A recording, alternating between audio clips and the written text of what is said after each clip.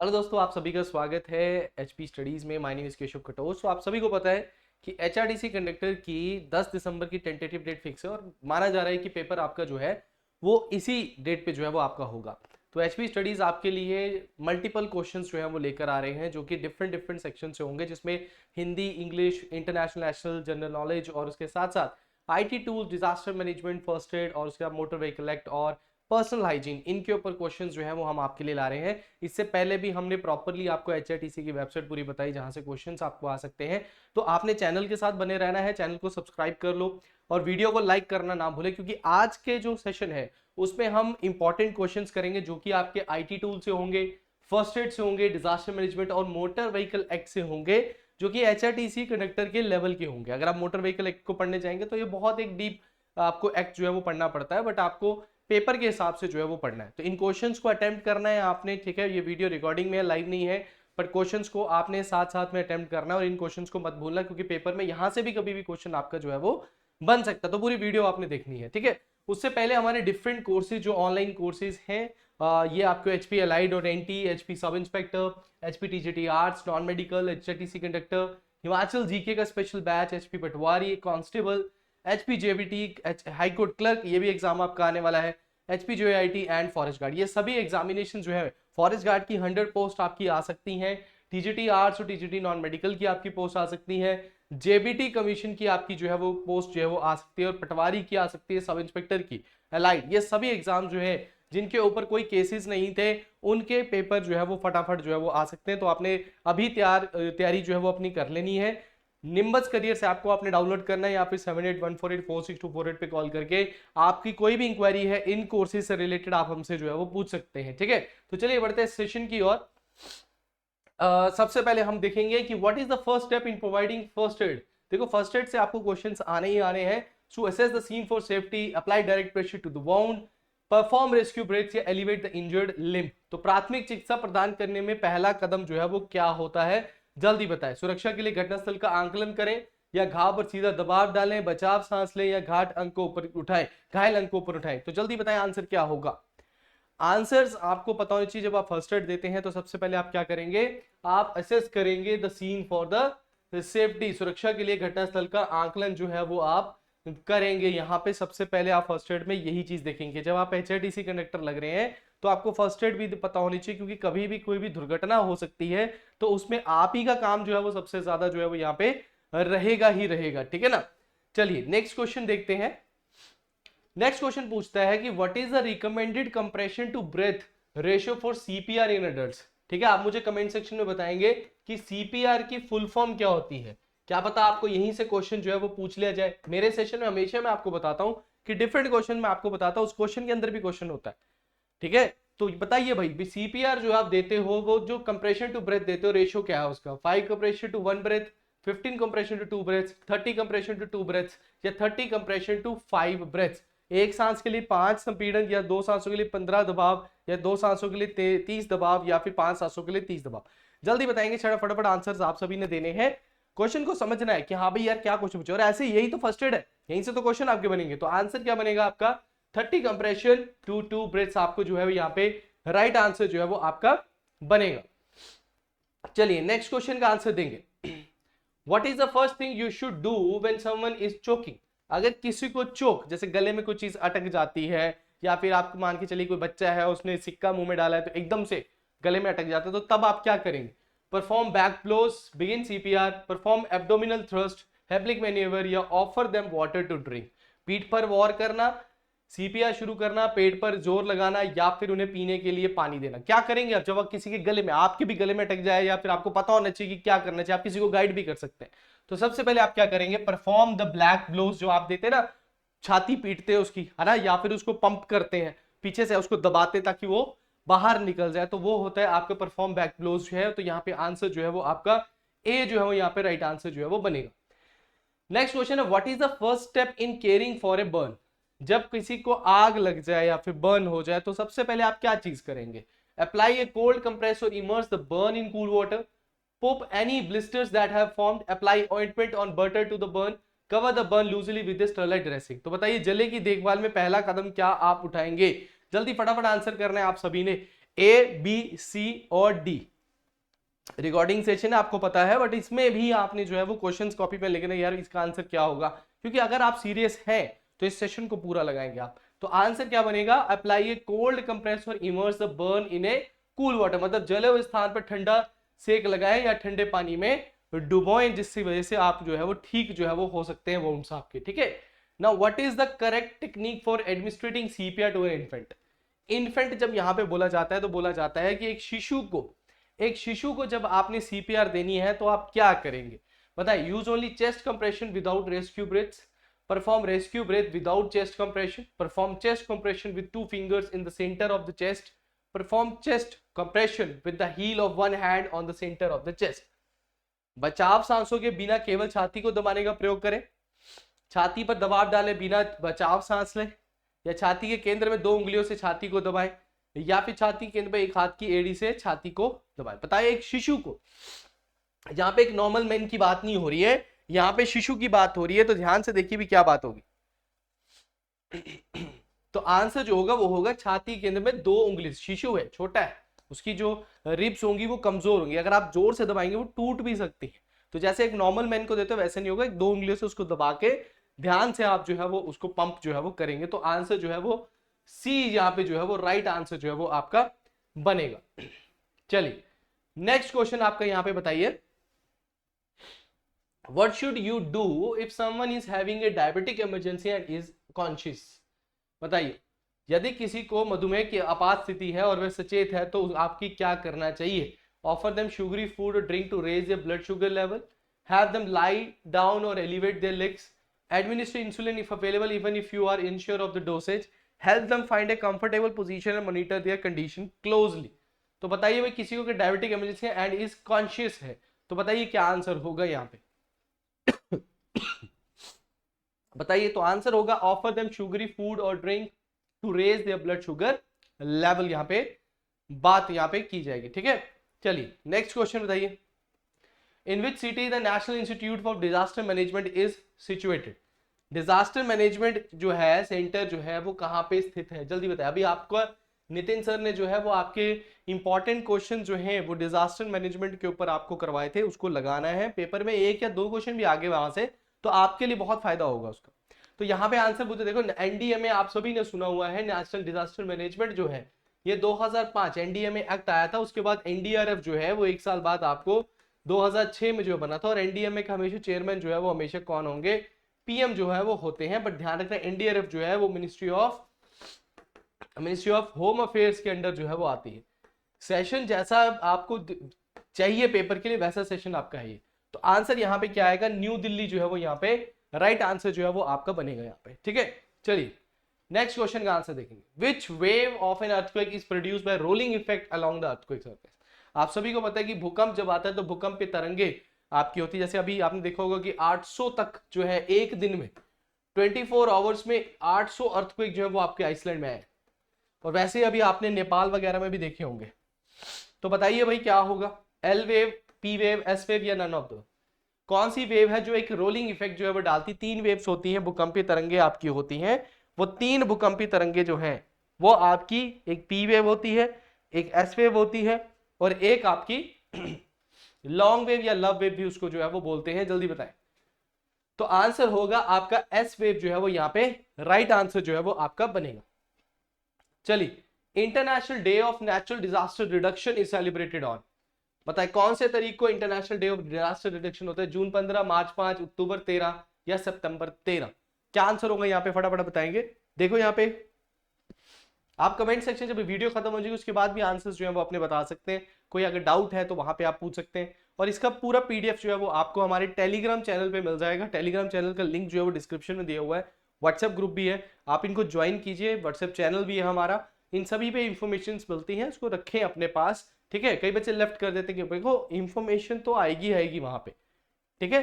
तो आंसर क्या होगा यहाँ पे, चलिए तो आंसर होगा अक्टूबर 13 यहाँ पे जो है वो लिख लेना, क्योंकि इंटरनेशनल डेज पे जरूर क्वेश्चन जो है वो आपको बनेगा। What is the location of international tsunami information centre, what is the location of the international tsunami information centre. अगर आपसे कोई पूछे सुनामी इज ए वर्ड कौन सा है, तो ये जापानीज वर्ड है, सभी को पता है। It is a Japanese word. Tsunami जो है वो आपकी कहाँ आती है, पानी के अंदर जो है अर्थक्वेक आता है। इंडिया में सबसे बड़ी सुनामी जो है वो 2004 में आई थी। उसका एपिसेंटर जो है, आपसे ये भी क्वेश्चन पूछा जा सकता है एपिसेंटर क्या होता है, जमीन के ऊपर सबसे पहले जहां अर्थक्वेक हिट करता है, और उसका बिल्कुल नीचे आपको जहां पॉइंट पे प्लेट्स टकराती हैं उसको फोकस बोलते हैं, या फिर हम उसको हाइपोसेंटर भी बोलते हैं, है ना, उसको हम हाइपोसेंटर भी जो है वो बोलते हैं। तो 2004 में सुमात्रा में जो है वो आया था आपका, उसकी वजह से तमिलनाडु और ये वाले एरियाज में बहुत ज्यादा फ्लडिंग हुई थी सुनामी के कारण। तो आंसर होगा होनोलुलु जो है, इट इज लोकेटेड, यहाँ पे आपको इंटरनेशनल सुनामी इंफॉर्मेशन सेंटर जो है वो देखने को मिलेगा। Select the correct full form of ISDR। ISDR की फुल फॉर्म बताए हुए क्या होती है? International sustainable development report, international strategy for disaster reduction, international significant disaster resources, inter governmental strategy for developing recreation. यहाँ पे क्वेश्चन जो मैंने आपको डाले हैं, ये सभी क्वेश्चन जो है ये आपके पेपर में जो क्वेश्चंस आ सकते हैं, जो सिलेबस दिया गया है, हिंदी की क्लासेस आपकी लग रही हैं, मैथमेटिक्स की भी आपकी लगेंगी, रीजनिंग की भी लगेंगी, इन सभी सेशन में। उसके बाद आपका एक फुल मॉक भी जो है वो स्टार्ट होगा, जब आपका पेपर नजदीक आएगा तो फुल मॉक टेस्ट भी जो है हम इसमें करेंगे।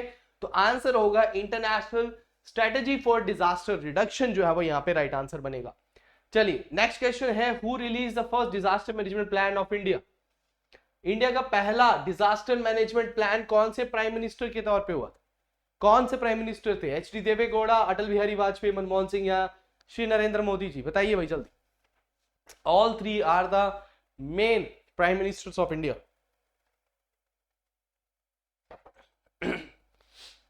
जल्दी बताएं।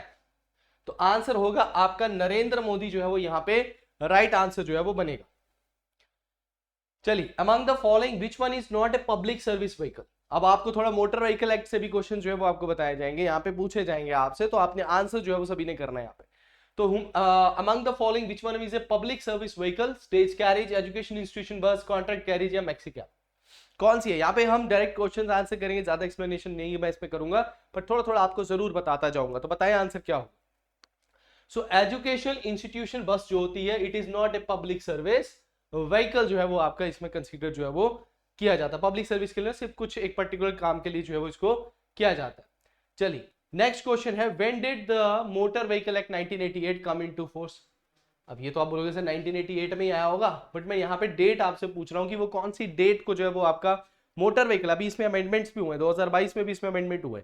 सो motor vehicle act 1988 come into force 1 अप्रैल 1989। अच्छा मुझे बताओ कि डीजल गाड़ियां जो है, डीजल कार्स या फिर व्हीकल्स जो है, या फिर जो मोटर व्हीकल्स होते हैं आपके, मोटरसाइकिल्स होते हैं, इनके लिए सरकार ने इनकी मिनिमम उम्र कितनी कर दी है, कि मतलब 15 ईयर्स है, 20 ईयर्स है, किसके लिए क्या है, ये आप मुझे कमेंट सेक्शन में बताएंगे। सो 1 अप्रैल 1989, 1 मार्च 1988, 1 जुलाई 1989 या 23 अप्रैल 1988? तो आंसर क्या होगा आपका, 1 जुलाई 1989 को ये लागू जो है वो हुआ था। तो it came into force in 1 July 1989।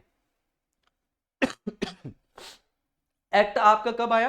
Act आपका 1988 में आया, पर लागू कब हुआ? 1 जुलाई 1989 को जो है वो ये लागू आपका हुआ था। चलिए, if a person is found driving a motor vehicle while using a mobile phone, then what punitive actions can be taken against him. अगर कोई बंदा जो है वो गाड़ी चलाते वक्त मोबाइल यूज कर रहा है, तो क्या एक्शन उस पर प्यूनिटिव होता है, कि आप पे उस टाइम पे क्या एक्शन लिया जाएगा? Disqualify the learner license, disqualify the driving license, disqualify the registration certificate of driving vehicle, या कैंसिल हिज ड्राइविंग लाइसेंस? बताइए भाई क्या आंसर होगा। सो उसको क्या कर दिया जाएगा? डिस्क्वालीफाई कर दिया जाएगा उसके ड्राइविंग लाइसेंस को, ठीक है, अनयोग्य जो है वो उसको घोषित जो है वो कर दिया जाएगा।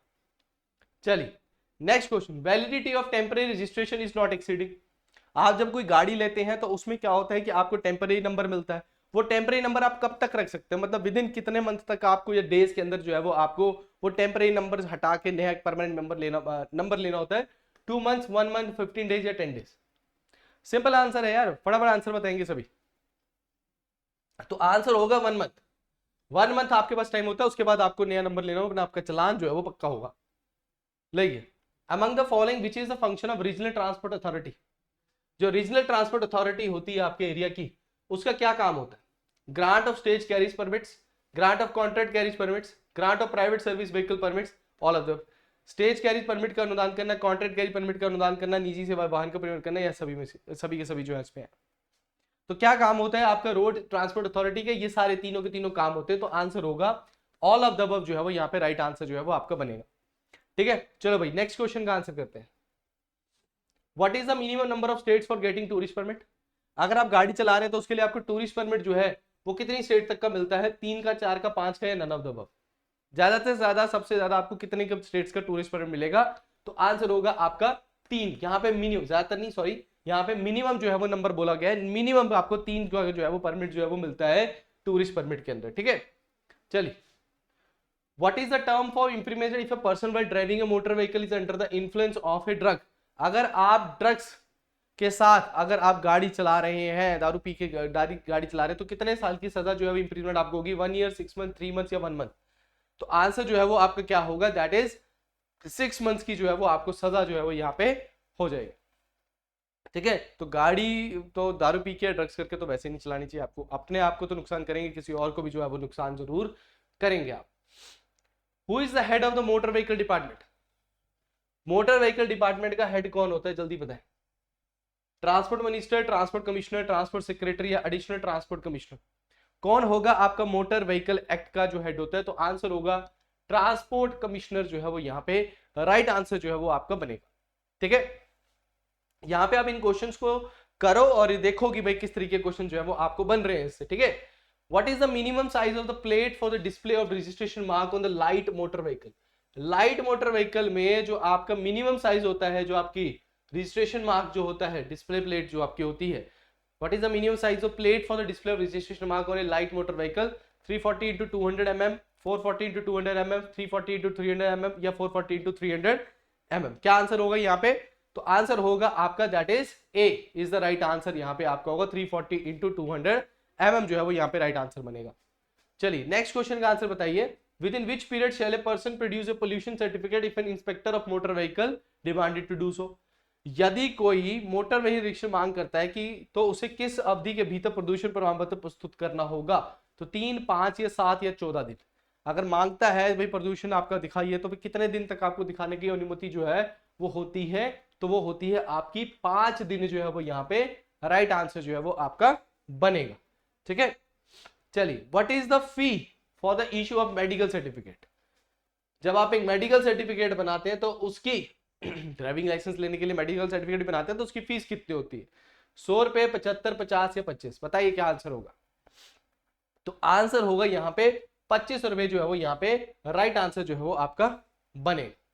चलिए, what is the colour of direction indicator? जो डायरेक्शंस होती हैं आपकी उसका कलर क्या होता है? एम्बर, येलो, ऑरेंज या फिर रेड? अंबर, पीला, नारंगी या लाल? किसका होता है? जो डायरेक्शंस लगी होती है आपकी उसका कलर जो है वो क्या होगा? तो यहाँ पे आंसर जो होगा वो एम्बर जो है वो यहाँ पे राइट आंसर जो आपको बनेगा। थोड़ा सा आप जब दैट इज लाइसेंस बनवाने जाते हैं तो कुछ आपके साइंस भी होते हैं, उन साइंस को भी पढ़ के जाना है आपने, क्योंकि वो लर्नर जब आप टेस्ट देते हैं तो उसमें कई क्वेश्चंस आपको मिलते हैं, वहां से भी क्वेश्चंस आपको जो है वो मिल जाएंगे यहाँ पे। ठीक है, चलिए। द स्मॉलेस्ट जीपीएस, अब जीपीएस भी आपका एक आईटी टूल्स के अंदर आते हैं तो वहां से क्वेश्चन डाले गए हैं। The smallest GPS unit is one the, आप सबसे छोटी जीपीएस यूनिट कौन सी होगी भाई? इन द एयरप्लेन पे होगी, you can wear on wrist, in the boats या इन द कार्स? तो हाल आप मोबाइल अपने हाथों में आजकल जीपीएस लेके चल रहे हैं लोग, तो आंसर होगा you can wear on the wrist. तो रिस्ट पे जो सबसे छोटे जीपीएस यूनिट जो है वो लगी आपकी होती है यहाँ पे। ठीक है, चलिए नेक्स्ट है the components partition in GPS are known as. The components partition in the GPS, GPS में विभाजित घटकों को किस रूप में जाना जाता है? उनको पार्टीशंस बोला जाता है, सेगमेंट बोला जाता है, पैकेट्स बोले जाते हैं, फ्रेम्स बोला जाता है। तो आंसर क्या होगा यहाँ पे? इसको सेगमेंट्स जो है वो यहाँ पे बोला जाता है।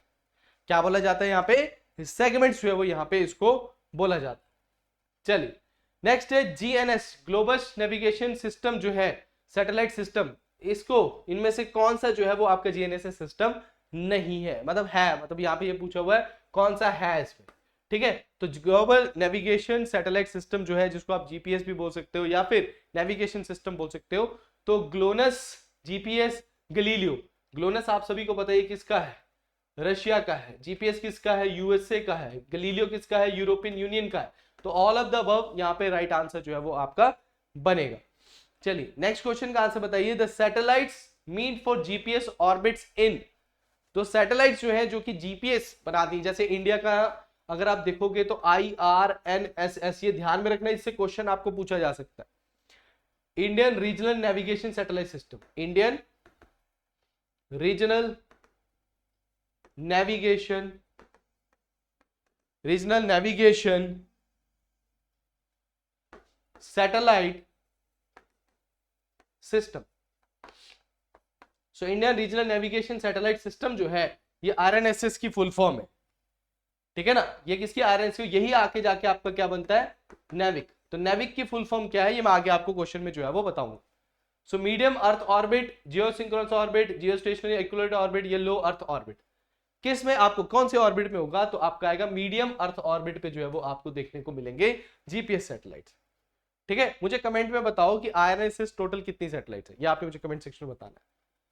अच्छा सॉरी, इसका आंसर होगा लो अर्थ ऑर्बिट, ठीक है, मीडियम नहीं होगा, लो अर्थ ऑर्बिट जो है वो आपका यहाँ पे सही आंसर जो है वो बनेगा। चलिए, which country developed GLONASS in contemporary with the GPS. GPS के जैसे यूएसए का जीपीएस है, तो ग्लोनस किसका, ये मैंने अभी आंसर बता दी, तो फटाफट आंसर बताऊंगा, दैट इज रशिया जो है वो यहाँ पे राइट आंसर जो है वो बनेगा। Which is the application of GPS for visually impaired in India. जो आपके भारत में दृष्टिबाधित लोग जो होते हैं उनके लिए जीपीएस की एक डिवाइस बनाई है ताकि उनको डायरेक्शंस में प्रॉब्लम ना आए, तो उसका नाम क्या है, दृष्टि, मरीन जियोस, नेत्र या रामशिक्स। पता है क्या आंसर होगा, तो आंसर आपका होगा यहाँ पे दृष्टि जो है वो यहाँ पे राइट आंसर जो है वो आपका बनेगा, ठीक है। क्वेश्चंस कर रहे हैं आपने, ये सभी क्वेश्चंस को आपने करना है भाई, ट्राई करना है इनको, और इनको नोट डाउन भी कर लेना, यहां से क्वेश्चन बन सकते हैं। What is mean by GPS, अब इतनी देर से हम जीपीएस की बात कर रहे हैं, ये क्वेश्चन मुझे ऐसा लगता है बन ही जाएगा आपका पेपर में, आ ही जाएगा बच्चे को ये पेपर क्वेश्चन में। तो भाई क्या है, global positioning system, sorry global positioning system, global processing system, geographic processing system या ज्योग्राफिक पोजिशनिंग सिस्टम। ये एचएएस में भी क्वेश्चन आया हुआ है, तो कई बच्चों ने गलत भी किया था। आंसर होगा ग्लोबल पोजिशनिंग सिस्टम जो है वो यहाँ पे राइट आंसर जो है वो आपका बनेगा। चलिए नेक्स्ट क्वेश्चन का आंसर बताइए। The GPS operated by Indians is, अब ये आंसर भी मैं आपको बता चुका हूं, तो आंसर होगा नेविक, बट मैं यहाँ पे इसकी फुल फॉर्म आपको बताता हूँ। नेविक की फुल फॉर्म आपसे पूछी जा सकती है। इंडिया में नेविक जो है वो शायोमी के जो फोन है, शायोमी की जो फोन है वहां पे आपको नेविक जो है उसमें इनबिल्ट मिलेगा। अब ओप्पो में भी आपको नेविक जो है वो इनबिल्ट जो है उसमें मिलेगा, जैसे जीपीएस आपको इनबिल्ट मिलता है वैसे नेविक भी आपको इन फोन्स में मिलेगा। नेविगेशन विद इंडियन कॉन्स्टिलेशन, ये इसकी फुल फॉर्म है, नेविगेशन विद इंडियन कॉन्स्टिलेशन, जिसको आप IRNSS भी जो है वो बोलते हो। चलिए नेक्स्ट क्वेश्चन है। अब थोड़ा सा आपको पता है कि HRTC की वेलफेयर स्कीम्स के ऊपर भी क्वेश्चंस जो है वो आपको पूछे गए थे या लिखा हुआ सिलेबस के अंदर, तो वहां से भी आपको क्वेश्चन है। Himachal Pradesh government announce to give 50% discount in ticket prices to women in state government buses under which scheme. आपको पता है कि वुमेन्स को 50% ऑफ है आपका टिकट्स में, तो वो कौन सी स्कीम के अंडर 2022 में बीजेपी सरकार जो है वो लेकर आई थी। तो नारी का सम्मान, नारी को सम्मान, नारी को नमन या नारी का नमन। जल्दी बताएं आंसर क्या होगा, जल्दी बताएं आंसर क्या होगा। देखो ध्यान से देखो, सारे एक जैसे लग रहे हैं पर आंसर क्या होगा, नारी को नमन जो है वो यहाँ पे राइट आंसर जो है वो आपका बनेगा। नेक्स्ट है HRTC। अब देखो इस क्वेश्चन के अंदर मैंने पूरी स्टेटमेंट डाल दी ताकि आपको थोड़ा सा ना एक ही क्वेश्चन में सारा क्वेश्चन हो जाए। HRTC has introduce smart card, ये तो सभी ने सुना। Under this scheme a smart card holder is allowed to 10% concession in fare of traveling in HRTC buses. HRTC बसें में 10% का डिस्काउंट मिलेगा, ये भी आपको क्वेश्चन होगा कितना परसेंट डिस्काउंट मिलेगा। The general public can purchase the smart card against A payment of ₹50, 50 रुपए करके आपको स्मार्ट कार्ड मिल सकता है। हैविंग इट्स वैलिडिटी फॉर, कितने साल की वैलिडिटी होगी भाई, स्मार्ट कार्ड की वैलिडिटी कितने साल की है, स्मार्ट कार्ड की वैलिडिटी कितने साल की है, 1 साल, 2 साल, 3 साल या 4 साल। तो इसकी आंसर होगा यहाँ पे 2 साल जो है यहाँ पे राइट आंसर जो है वो आपका बनेगा। चलिए, under this scheme the card holder is allowed 25% discount, ठीक है, in fare within the radius of kilometre from place issue of green card at issue of green card और प्लेस ऑप्टेड बाय हिम। जब green card आपको मिलता है तो उस green card scheme के अंडर कार्ड होल्डर को 25% का डिस्काउंट मिलता है। उस ग्रीन कार्ड में जिस जो भी फेयर जो होता है उसका कितने रेडियस के अंदर होता है, जल्दी बताए, 20, 25, 40 या 50, जल्दी बताए। ग्रीन कार्ड जो स्कीम होती है उसके अंडर जो है ये ग्रीन कार्ड स्कीम के अंडर जो कितने रेडियस के अंदर आपको ये यूज कर सकते हो 25% डिस्काउंट, 20, 25, 40, 50, तो आंसर होगा आपका 50 किलोमीटर, जहां पे राइट आंसर जो है वो आपका बनेगा। Children less than age of dash are allowed to travel free without providing any seat. बताएं, डैश वर्ष से कम उम्र के बच्चों को बिना कोई सीट उपलब्ध कराए मुफ्त यात्रा करने की अनुमति है। कितने साल की एचआरटीसी बस में कितने साल के बच्चे जो है वो कम उम्र के हैं भाई, जल्दी बताओ कि भाई उनको सीट तो नहीं मिलेगी बट हाँ वो फ्री में ट्रैवल कर सकते हैं। तो वो 2 साल है, 3 साल, 5 साल या 4 वर्ष? बताएं क्या आंसर होगा यहाँ पे? 2, 3, 4, 5 या 4? तो आंसर होगा आपका 5 साल से नीचे का अगर कोई बच्चा होगा तो वो फ्री में ट्रैवल कर सकता है बट सीट उसको नहीं मिलेगी। चलिए, HRTC was found by combining which transport, ये तो बड़ा आसान है, ये तो कईयों ने पढ़ा होगा यहाँ पे, जल्दी फटाफट आंसर करेंगे। HRTC was found by combining which transport, Nadaun Hamirpur परिवहन, मंडी शिमला परिवहन, मंडी कुल्लू परिवहन या शिमला सोलन परिवहन? जल्दी आंसर करेंगे। तो आंसर क्या होगा? मंडी कुल्लू परिवहन जो है आपका यहाँ पे राइट आंसर जो है वो बनेगा। चलिए नेक्स्ट है, when was HRTC formed? HRTC कब फॉर्म्ड हुआ? 2 अक्टूबर 1975, 2 अक्टूबर 1974, 3 अक्टूबर 1974 या 3 अक्टूबर 1973? क्या आंसर बनेगा यहाँ पे? कौन से साल में जो है वो आपका, कौन सी डेट को जो है वो एचआरटीसी जो है वो आपका फॉर्म्ड हुआ, जब एचआरटीसी और मंडी कुल्लू परिवहन आपस में जो है वो मिल गए? तो आंसर होगा आपका 2 अक्टूबर 1974 को जो है वो आपका जो है ये एचआरटीसी जो है वो आपकी बनी थी। The corporation has deployed more than dash electronic bus ticketing machine. E ticketing के ऊपर आपको क्वेश्चन साइट में से ही क्वेश्चन उठाया मैंने। कितनी एचआरटीसी ने कितनी machine electronic bus ticketing machine जो है वो डिप्लॉय की हैं? 4700, 4600, 3700 या 2700? क्या आंसर होगा यहाँ पे जल्दी बताएं। तो आंसर होगा 3700 जो है वो यहाँ पे राइट आंसर जो है वो आपका बनेगा। The last question of today, HRTC runs how many month advance booking counters at various location in and outside the state? आप कितने मंथ पहले की बुकिंग जो है वो कर सकते हैं, मतलब आप एडवांस बुकिंग जो है वो कितने मंथ की कर सकते हैं एचआरटीसी बस? 1 मंथ, 20 डेज, 2 मंथ या 3 मंथ? दो जी जल्दी आंसर दो। क्वेश्चन तो है, ऐसा क्वेश्चन आ सकते हैं, सारे के सारे साइट से उठाए हैं। तो आंसर होगा आपका 2 मंथ तक आप क्या कर सकते हैं, 2 मंथ पहले तक की आप एडवांस बुकिंग जो है वो एचआरटीसी की जो है वो कर सकते हैं। सो ये थे हमारे आज के प्रश्न 40। आई होप आपको अच्छे लगे होंगे ये क्वेश्चन, आपने बड़े अच्छे से इनको सबको सॉल्व किया होगा। ठीक है, तो नेक्स्ट हम इसी क्वेश्चंस के साथ नए तरीके से नए क्वेश्चन जैसे हिंदी, इंग्लिश और अभी मैं जीके के भी इंपॉर्टेंट क्वेश्चन जो है चले आएंगे, इंपॉर्टेंट करंट अफेयर्स भी आपके आने वाले हैं। तो चैनल के साथ बने रहना है आपने। HP study the only channel जो आपके पूरे एक अच्छे तरीके से तैयारी करवाता है। ठीक है, और ये हमारे वेरियस कोर्सेज हैं, जो भी बच्चा इनको ज्वाइन करना चाहता है निम्बस करियर ऐप को डाउनलोड करे या फिर नीचे दे नंबर 78148462 पे कॉल करके भी आप हमारे से किसी भी चीज से रिगार्डिंग इंक्वायरी हो तो आप कर सकते हैं यहाँ पे। ठीक है, सो इसका पीडीएफ आपको टेलीग्राम चैनल पे मिलेगा। ठीक है, टेलीग्राम चैनल का डिस्क्रिप्शन में लिंक दिया हुआ है, वहां से जाइए, उसको वहां पे जाके आपको पीडीएफ जो है उसका मिल जाएगा। सो आज के लिए इतना ही है। Thank you very much, all the best.